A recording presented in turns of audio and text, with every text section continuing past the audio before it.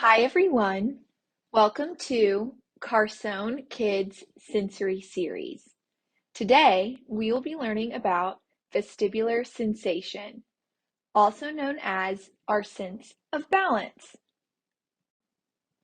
We will be talking about what vestibular processing is, what vestibular hyperresponsive is, what vestibular hyporesponsive is, and what vestibular underresponsive is.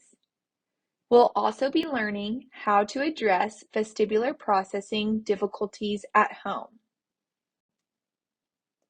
Vestibular processing is the ability to understand information through the inner ear from head movement and gravity to maintain balance, equilibrium, and movement through space.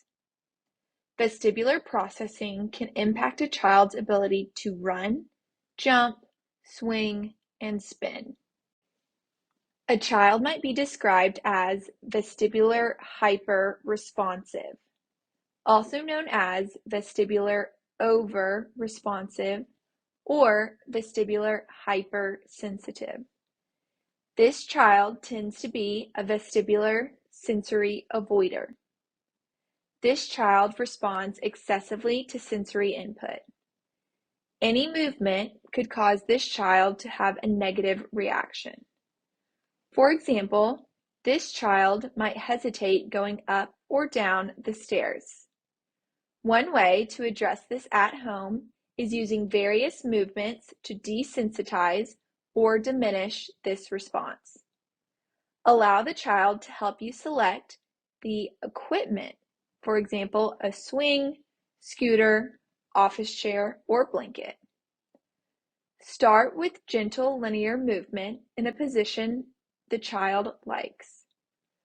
Progress to a slightly faster linear movement in another preferred position. Then progress to a fast linear movement in a preferred position. Next, cycle through with an unfavored position in the same manner. A child might be described as vestibular hyporesponsive, also known as vestibular hyposensitive. This child tends to be a vestibular sensory seeker. This child does not receive enough sensory input and is constantly looking for ways to get that just right level of input. These sensory seeking behaviors can impact their day because they are not able to focus or attend to a task until they are at that just right level. For example, this child might take climbing risks. One way to address this at home is using various materials to provide input. Allow the child to explore various vestibular inputs safely. For example, a spooner board, a trampoline, or a scooter board.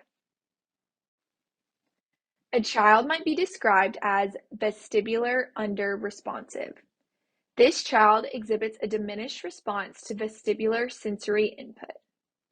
More sensory input is needed than average in order to get a response. This child can appear to be lazy or tired. For example, this child may bump into things unaware of objects or people in the way. One way to address this at home is using various materials to provide input. Allow the child to explore various vestibular inputs safely. For example, using a sit and spin, a swerfer, or moon shoes. Every day we can sense the world around us differently depending on how we slept, what we ate, or what we did the day before. Our kids that struggle to understand the input the world is giving them can be challenging. It's okay. Try your best to be understanding and patient. Our next few videos will help explain the different senses and what to do to help a child better understand the world around them. To quickly review, vestibular processing is the ability to interpret movement through the inner ear, and some of us need help to tolerate the input through various activities. Thank you so much for watching. If you have any questions or concerns, we would love to hear from you. As always, these videos are not a substitute for medical care.